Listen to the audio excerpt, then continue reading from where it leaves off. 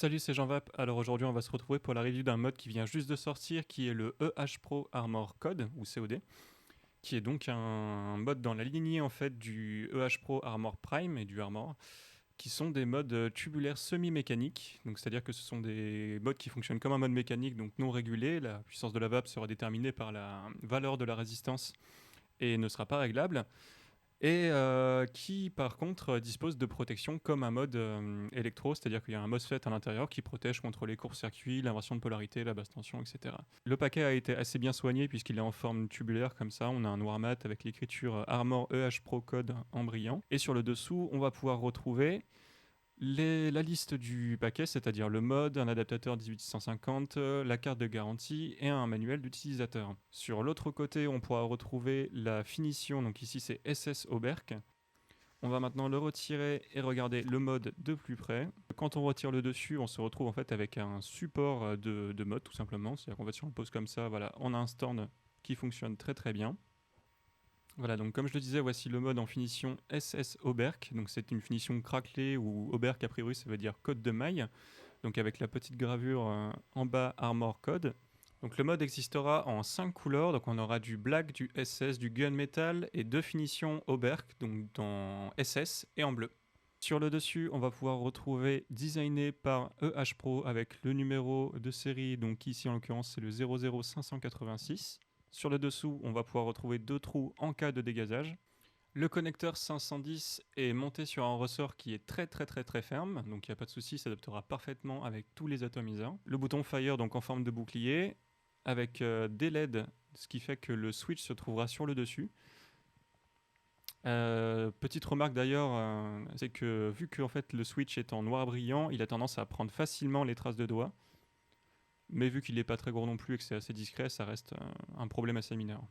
Pour insérer la queue, on retire la trappe qui se trouve sur le dessous, donc le pas de vis roule impeccablement bien, il n'y a pas de souci à ce niveau, c'est vraiment très fluide.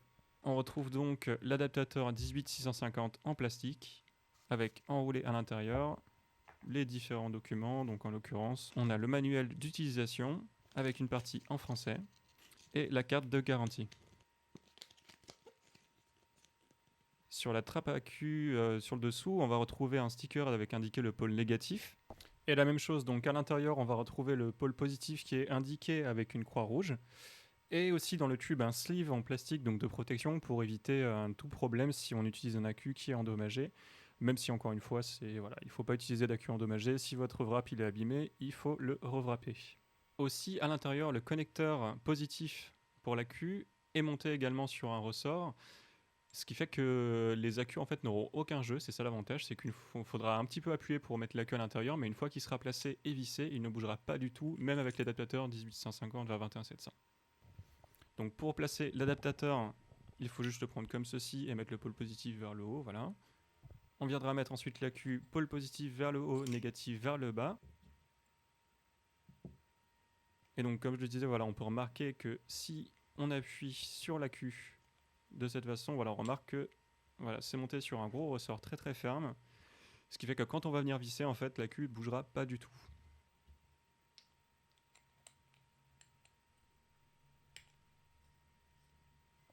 Hop, et voilà.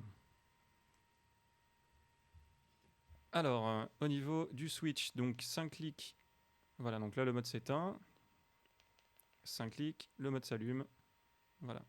Donc là, il nous indique avec l'une LED rouge qu'il n'a pas d'atomiseur.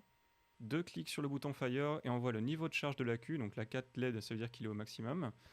Sachant qu'une barre, ça représente une tension de 3,25 à 3,5 volts, 2 barres de 3,5 à 3,9 volts, 3 barres de 3,9 à 4,05 volts, et les 4 barres, donc à la pleine charge, c'est de 4,05 ou plus. Donc le bouton en lui-même fait un bon petit son bien sourd. Là j'aime bien le son qu'il fait, c'est assez cliqué mais en même temps ça reste très sourd. Voilà, on sent qu'il est bien ferme mais il fait un son bien sympa, sachant qu'il faut vraiment appuyer sur le dessus du switch puisqu'on a les LED en fait en dessous. Au niveau des mesures, en longueur on aura un mode qui fait 91 mm précisément. Et en diamètre il fera 24,7 mm. Donc voici le mode avec un atomiseur en 24 mm, donc là en l'occurrence c'est le Kefun Lite en 24.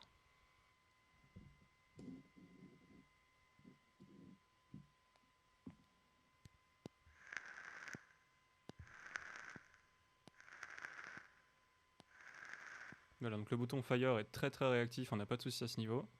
On va maintenant essayer avec un atomiseur en 22 mm.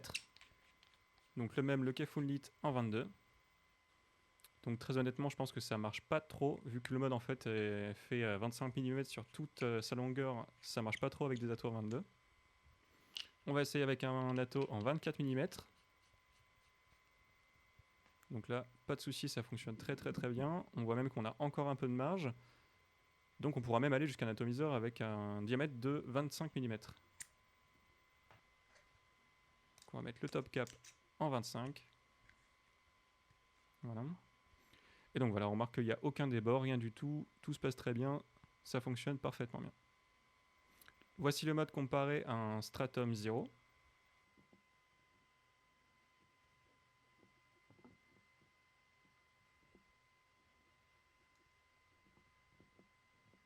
Dans le voici comparé au LVS Martian qui est un mode en 18650.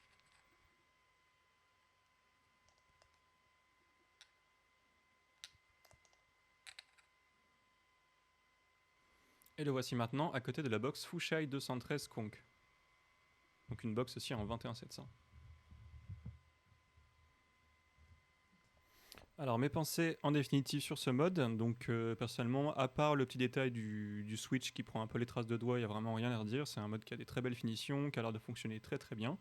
Après, je pense que c'est un mode qui s'adresse surtout au DL en fait, parce que de par son autonomie déjà 21700 et son diamètre aussi, donc 25 mm, qui va plutôt en fait à des atos qui ont un gros diamètre, c'est-à-dire que ça n'a pas trop d'intérêt, moi je trouve, de mettre des atos en 22 dessus. Et d'ailleurs, niveau autonomie non plus, ça n'a pas trop d'intérêt pour moi qui va pour MTL de vaper sur un 21700, puisque le cycle de décharge est beaucoup plus long. Et donc je vais rester beaucoup plus longtemps sur la pente basse. Donc personnellement, je pense que c'est vraiment un mode qui s'adresse plutôt au DL. Avec des atos voilà, entre 24 et 26 mm. Sinon, à part ça, très très bon mode, et puis voilà, aucun souci avec. Voilà. Bah, merci, et puis à la prochaine, c'était Jean Vape.